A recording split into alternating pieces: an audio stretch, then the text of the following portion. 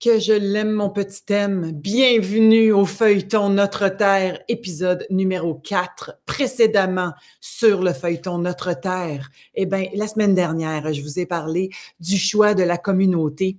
Et le choix de la communauté, c'est pas toujours évident parce que effectivement, on veut pas se tromper quand on crée une communauté.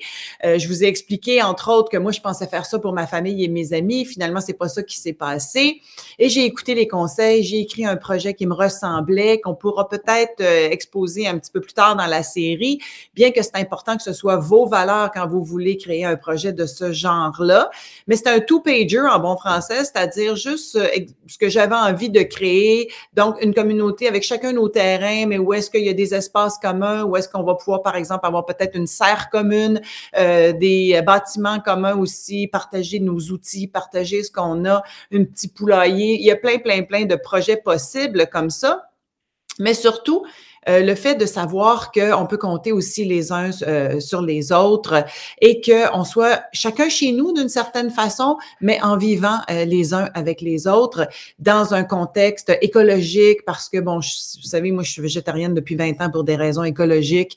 J'ai une certaine conscience. Je me suis occupée du comité environnement de l'école de mes enfants quand ils étaient jeunes. Bref, tout ça, pour moi, c'est important d'avoir une conscience écologique. Alors, nos maisons vont bien sûr être des petites maisons qui auront le moins d'impact possible sur l'environnement sans que ce soit dogmatique. Alors, c'était très important pour moi qu'il n'y ait pas trop de règles, que ce soit souple, qu'on ait de l'espace pour créer, mais qu'en même temps que ce soit assez précis pour que ces valeurs-là attirent les personnes qui vont vibrer sur cette corde-là.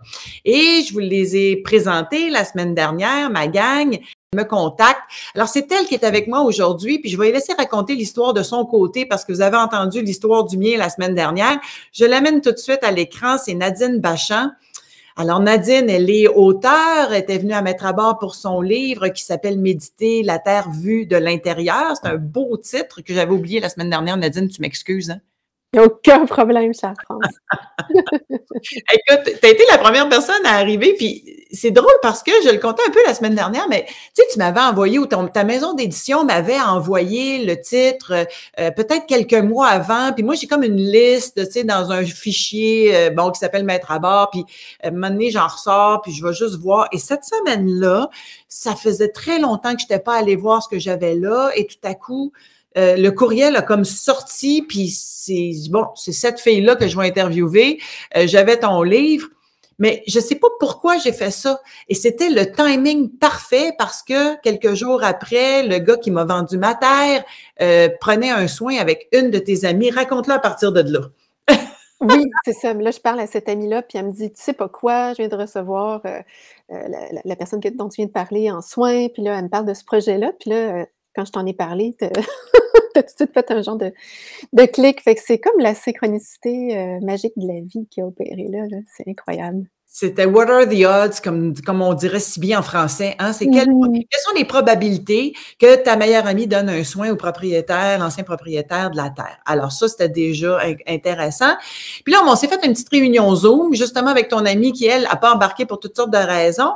Mais moi, ce que je trouvais extraordinaire dans le processus, c'est que je prends une demi-heure avec vous autres pour vous expliquer comment je vois ça, puis que j'ai besoin que ce soit quand même assez souple parce que il y a d'autres projets que je connais où les règles sont plus strictes, ou est-ce que c'est plus encadré et que je vois que ça me correspond pas. Et là, tu sais, on jase même pas une demi-heure de temps et c'était oui, tu sais.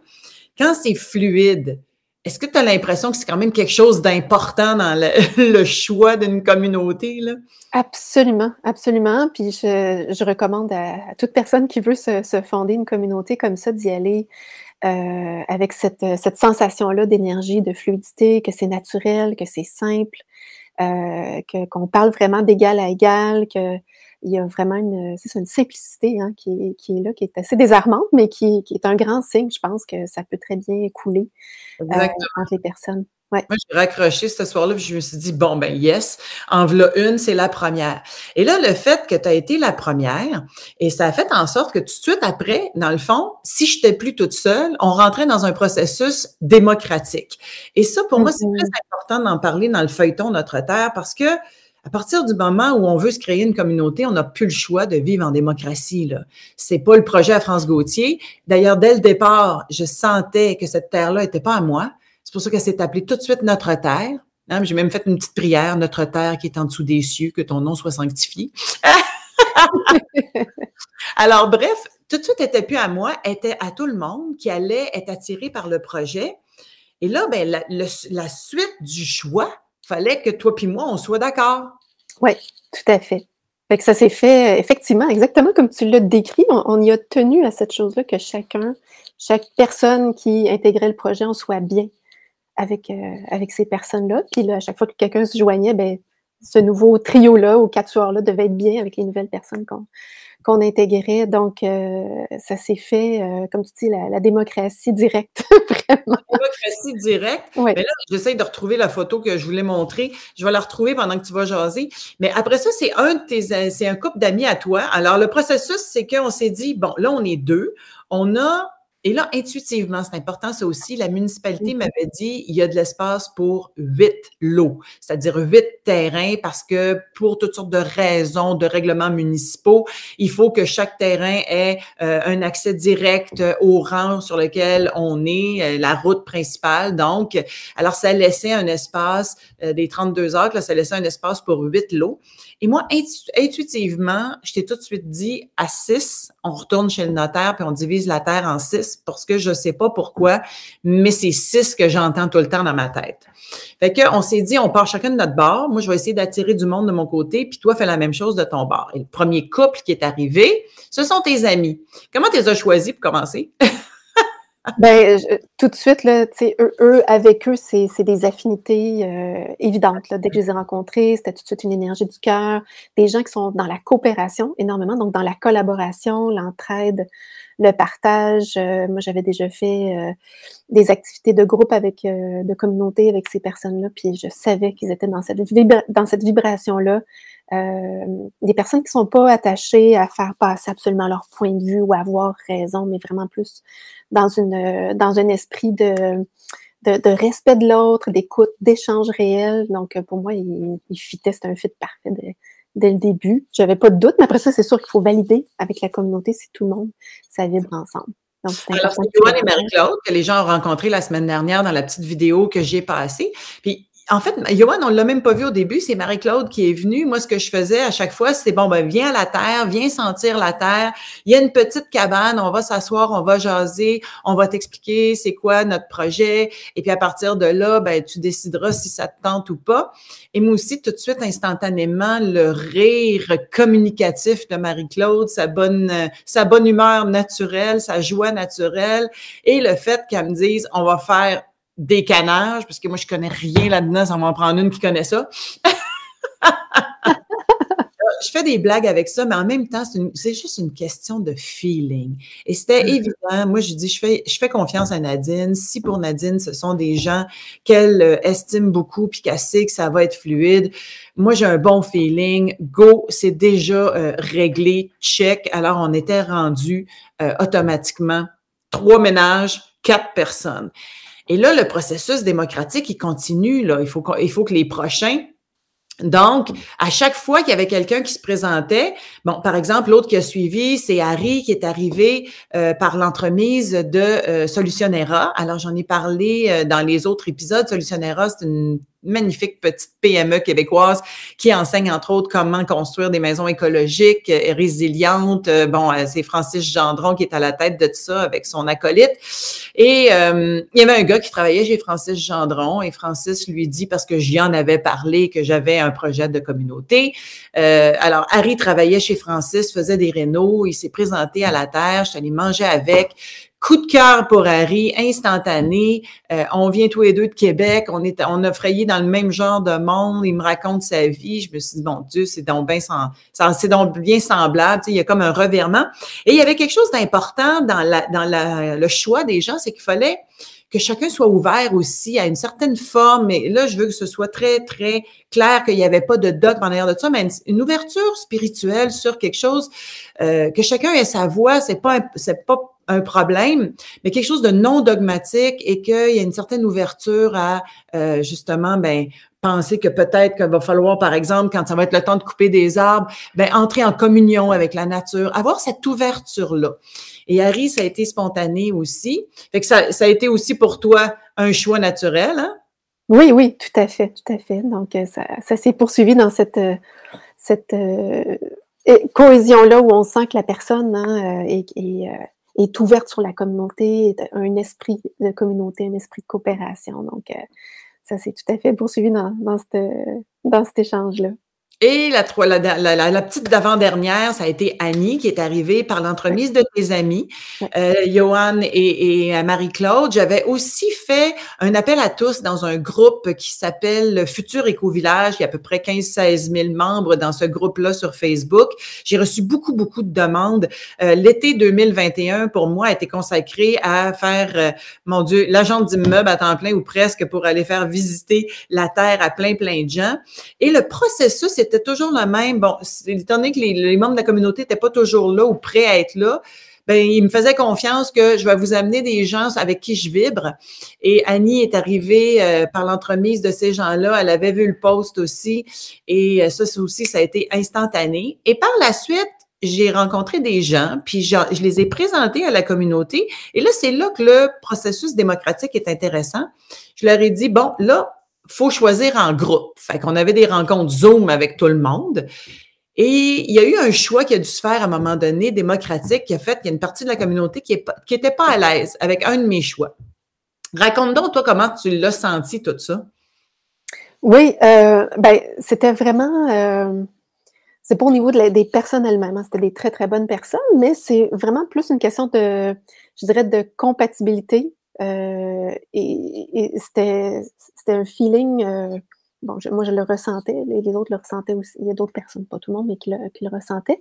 C'était juste comme, c'est dur à décrire, hein, c'était comme au-delà des mots un peu, mais il y avait moins ce feeling-là de fluidité. De fluidité, exactement, d'harmonie. Parce que ça, tu sais, dans une communauté comme ça, l'harmonie, de mettre l'unité du groupe doit être une priorité, quasiment avant celle des individus. En tout cas, ça doit être très, très en équilibre, tous les deux, parce que c'est comme un écosystème, hein. Donc, nous, on est un écosystème en nous-mêmes, l'écologiste ici qui parle, puis après ça, la communauté, le collectif est un écosystème plus grand, donc on peut être un arbre dans sa forêt.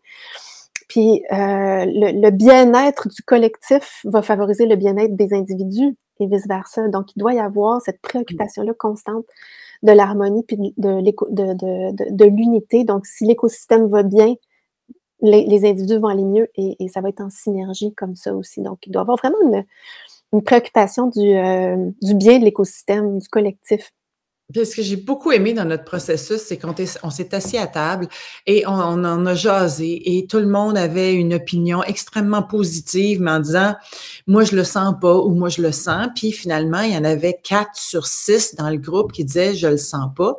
Puis moi, c'était mon choix. Puis je me suis tout de suite dit « ah, voici un processus fantastique. Je me plie au choix de la communauté et j'avais aucune espèce de contraction. Et je me disais, si c'est comme ça tout le temps, ça va être vraiment fantastique parce que là, on vient d'avoir un premier exercice, puis on sait qu'on est capable de faire des choix ensemble sans que ça crée de contraction. Fait que pour moi, on venait de passer un premier test. Oui, tout à fait. Tu sais, fait que ça dit dans le fond que les éléments importants, vision commune, après ça, une cohésion, hein, tout le monde qui a des valeurs quand même, un esprit communautaire, une ouverture sur l'autre, sur le bien-être de l'autre et du collectif, un aspect de bienveillance et d'altruisme. Puis après ça, c'est déjà un creuset pour pouvoir créer, pour pouvoir que ce désir-là de l'humain de s'épanouir dans sa communauté puisse vivre. Puis après ça, c'est petit pas par petit pas, c'est itératif. À chaque fois qu'on rencontre, comme tu viens de le décrire, des situations qui pourraient être un défi, ben on expérimente cette cohésion-là et ça renforce l'esprit de communauté, ça renforce, on voit qu'on peut se faire confiance, puis ça renforce la confiance. Donc, c'est Et là, toi, assez tu parles en merveilleux. connaissance de cause parce que je vais garder finalement le dernier est arrivé catapulté par l'univers qui s'appelle Norberto, que je vous présente plus tard parce que Norberto, c'est un gars qui s'est vraiment beaucoup, beaucoup intéressé aux communautés. Puis je vais l'avoir à un moment donné dans le feuilleton pour qu'il vienne nous parler de toutes ses recherches puis qu'est-ce qu'il a compris de la communauté parce que c'est pas un spécialiste, mais c'est quelqu'un qui a vraiment fait beaucoup de recherches. Mais toi, tu as vécu en communauté. Puis je veux que tu m'en parles parce que tu as vécu dans une communauté en Estrie aussi où vous étiez beaucoup plus nombreux pendant longtemps.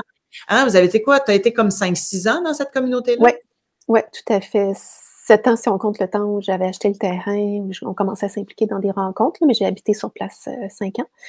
Puis, Aimé, puis qu'est-ce que tu as appris que tu n'as pas envie de refaire? ouais. Ben, ce qui est le plus merveilleux, c'est sûr que c'est de vivre quelque chose de plus près de mes valeurs, hein, puis de vraiment concret, d'être connecté au vivant, au vrai, en cohérence avec qui je suis. Donc, c'était vraiment fabuleux de pouvoir vivre ça. Après ça, je pense que, ben, c'est un groupe de beaucoup plus grosse taille. Donc ça, pour moi, c'est un élément qui est important.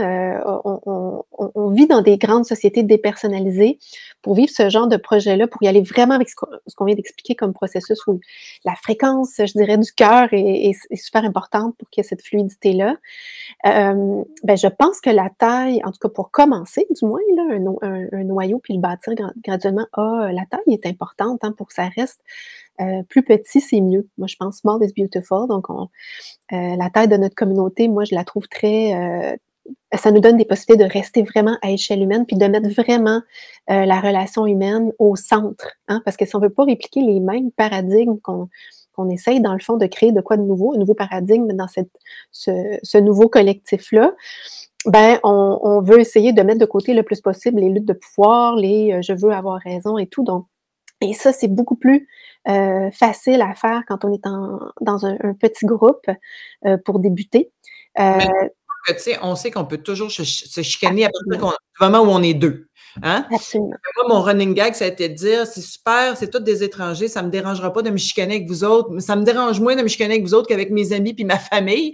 Mais tout ça pour dire que je disais ça à la blague parce que c'est sûr qu'on va avoir des défis humains. Et j'entends ce que tu dis, puis je te dirais que dans le fond, ça doit dépendre de chaque personne. Il y en a qui vont préférer une plus grande communauté, d'autres qui vont préférer une plus petite communauté.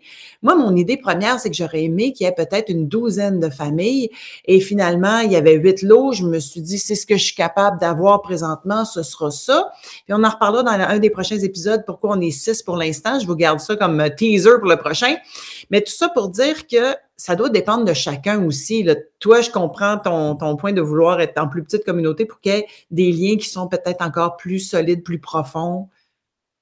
Oui, ben, je pense que en fait, c'est que ça crée davantage la cohésion au niveau des valeurs d'esprit communautaire, comme je pense qu'on aspire, c'est un peu les valeurs du projet ont attiré des gens très de communauté. Donc, je pense que si on veut les vivre, c'est important. Sinon, ce qui est un peu le risque, c'est si c'est plus gros, puis que peut-être les valeurs ont été moins, on s'est peut-être moins assuré que chacun vibrait vraiment avec les valeurs de coopération, de partage et tout, ben, il y en a peut-être se retrancher davantage dans leur terre et ça crée moins un esprit de collectif.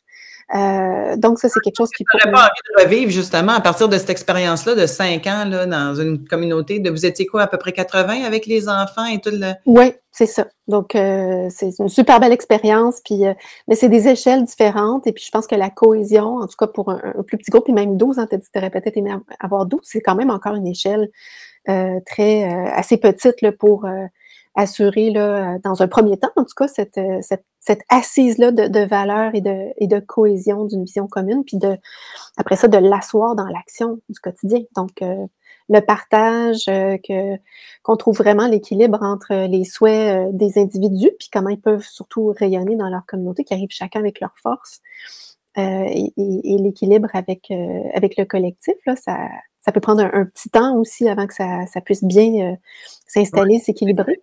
Donc, à petite échelle, ça donne cette occasion-là. Quand on est moins nombreux, on a plus OK. l'occasion, le temps de l'installer comme il faut. Mais là, on est juste entre nous autres, là. Y a-tu vraiment des affaires, là, tu sais, que tu te dis: «Moi, je veux plus jamais revivre ça, là»? Y a-tu des accros, tu sais, des humains, dès que les humains sont ensemble, c'est certain qu'il y a des défis, là? Ben oui, c'est sûr. Puis après ça, c'est à l'échelle de tantôt tu parlais on voulait aussi qu'il y ait une certaine, conscience, de spirituelle, on va dire, ou, de développement, personnel dans les gens qui rejoignaient la communauté. C'est effectivement toutes des gens qui sont dans une trajectoire là d'avoir conscience d'eux-mêmes, de ce qui se passe à l'intérieur d'eux, de comment est-ce que peut-être nos malaises, nos conflits intérieurs peuvent impacter l'extérieur. Puis tout commence là, en fait. Puis c'est là aussi qu'on va pouvoir trouver des solutions quand on a des accros, parce que c'est sûr qu'il va en avoir, comme tu dis. Puis, mais après ça, tout est dans la capacité des humains qui sont là de dire, bon, ben, je suis capable de mettre un petit peu de côté mes choses plus, mes intérêts plus personnels, plus individualistes, pour le bien-être du plus grand que moi, du collectif.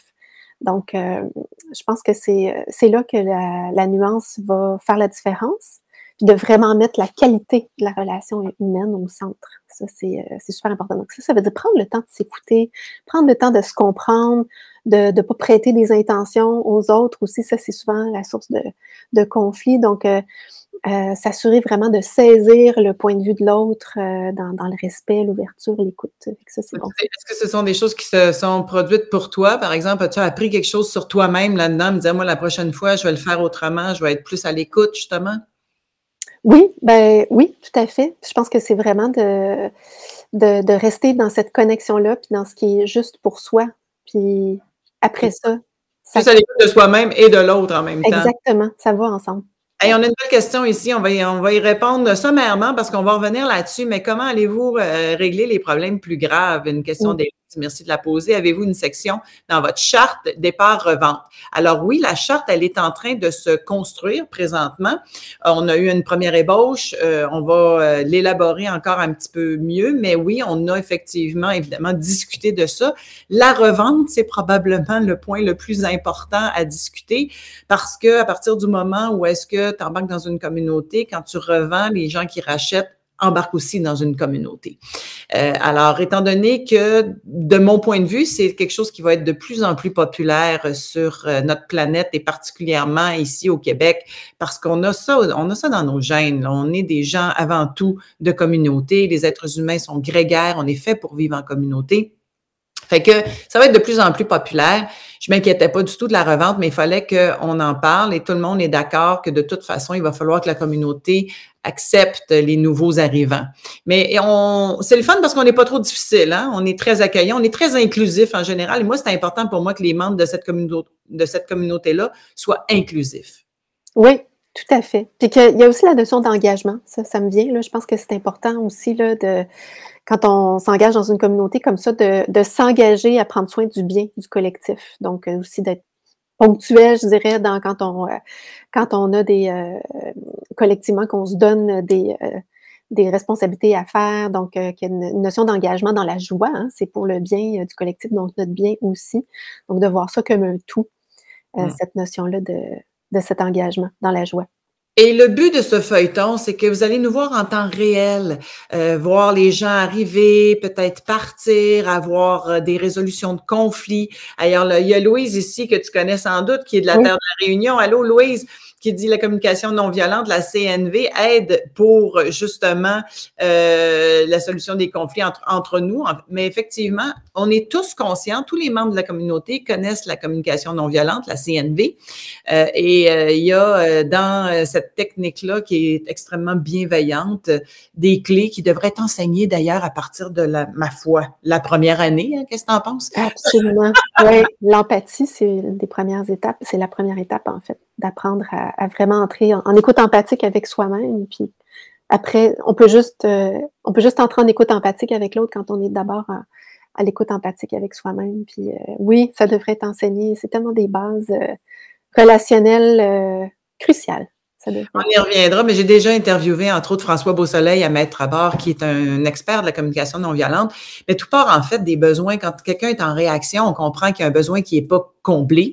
Et de comprendre ça, plutôt que d'accuser l'autre, c'est de dire, OK, ben explique-moi, qu'est-ce qui fonctionne pas pour toi? C'est quel besoin? C'est quelle partie de toi qui est pas satisfaite présentement? Et juste d'être dans cette empathie-là avec l'autre fait en sorte que le conflit s'atténue de lui-même, puis on est capable d'entendre le point de vue de l'autre. Fait que ça va être effectivement, puis là, on s'arrête là-dessus parce que la semaine prochaine, je vais avoir d'autres membres de la communauté, puis on va vous expliquer les étapes aussi, parce qu'il a fallu, à partir du moment où est-ce que tout le monde était là, retourner chez le notaire, diviser la terre, et là, commencer les étapes vers le lotissement, puis c'est comme il y en a des étapes, hein, ça prend un arpenteur, puis après ça, un biologiste qui va venir, puis là, on va tout vous expliquer ça au fur et à mesure qu'on va avancer dans la série. Mais pour l'instant, on n'a pas eu encore d'occasion de chicaner, fait que ça va très bien. Es-tu inquiète pour la suite? Non, ben, dans le sens que je pense que faut être ouvert à tout ce qui peut arriver, puis avec les outils qu'on a, hein, de communication consciente, d'empathie envers soi, envers l'autre, ben, je pense qu'on a ce qu'il faut pour faire face à la houle qu'il pourrait y avoir. Donc, j'ai confiance qu'on va être capable de composer avec tout ce qui sera. Oui. Et ce que je trouve le plus intéressant dans tout ça, c'est que moi, je fais confiance au processus. Peu importe ce qui se passe, on est toujours en apprentissage, on est toujours en train d'apprendre sur soi, sur les autres, et ça va être un laboratoire, hein, un microcosme formidable pour justement aller plus rapidement à mieux se connaître et mieux se voir aller en interaction avec les autres et devenir un meilleur être humain. Exactement. Merci de faire partie de ce fabuleux projet. Merci à toi, France, puis merci à toutes les personnes qui nous écoutent, qui nous font des commentaires super intéressants. Oui. Donc, je peux vous dire que Nadine, elle est très, très, très, je vous dirais, utile dans ce projet-là, en plus de par toutes ses compétences, parce que c'est une écologiste, tu travailles chez Équiterre, tu travailles avec des agriculteurs, si on fait un petit peu de permaculture ou peu importe ce qu'on va faire avec notre terre, tu vas pouvoir nous donner des très bons conseils, fait que c'est pas juste pour ça que tu es là. ça me fait un grand plaisir de partager. On va pouvoir quand même utiliser tous tes talents et toutes tes compétences. Je vais juste aller voir le dernier commentaire ici. Je vais en apprendre beaucoup aussi. Il y en a une qui dit, d'un côté, je vous admire d'un côté, je pense que je suis pas rendue là. Et ça, c'est important. Je suis pas rendue là. D'un autre côté, j'ai tout mon côté collaboratif. J'imagine plus facile parce que vous choisissez votre monde. Bravo. C'est quoi? On voulait en parler justement. On va finir là-dessus pour vrai. C'est que si vous n'avez pas du tout l'esprit, puis là, merci de vous dire que vous l'avez, mais vous n'êtes peut-être pas rendu là, c'est important de savoir où est-ce qu'on est rendu, de ne pas s'embarquer dans quelque chose parce que c'est la mode, s'embarquer dans quelque chose parce qu'on a été influencé, s'embarquer par quelque chose parce que notre ami ou notre conjoint veut nous traîner là-dedans. Quelque part, là, si vous n'êtes pas communautaire, c'est pas une tare. Vous pouvez être très communautaire dans votre communauté en ville, par exemple, mais pas avoir envie de vivre dans une communauté très proche. Ça prend vraiment cette envie profonde-là de vivre les uns avec les autres parce que sinon, ça risque d'être douloureux. Exactement. Oui, tout à fait. Donc, se reconnaître dans nos forces et nos limites, on va dire, ou en tout cas, Oui, puis tu as dû le constater aussi dans ton ancienne communauté que peut-être là-dedans, dans ce groupe-là, il y en avait peut-être qui n'étaient pas encore prêts à tout ça. Oui, tout à fait. Tout à fait. Donc, c'est important d'être humble puis de se reconnaître dans tout ce qu'on est. Ben écoute, merci infiniment et la semaine prochaine, au prochain épisode, on va aller un petit peu plus loin dans le concept de quelles sont les étapes qui s'en viennent. Moi, personnellement, et grâce à Nadine aussi, on a fait appel au service de quelqu'un qui est comme un coach, un consultant qui nous aide dans les étapes et qui connaît ça. Ça fait que je vais vous le présenter. Il s'appelle Renaud de la Rochelière la semaine prochaine et on verra qui va être là aussi là, de la communauté pour dans les prochaines semaines pour venir renchérir et rajouter de l'information. Merci tout le monde et à très bientôt. Et n'oubliez pas de partager si vous aimez ça. Bye!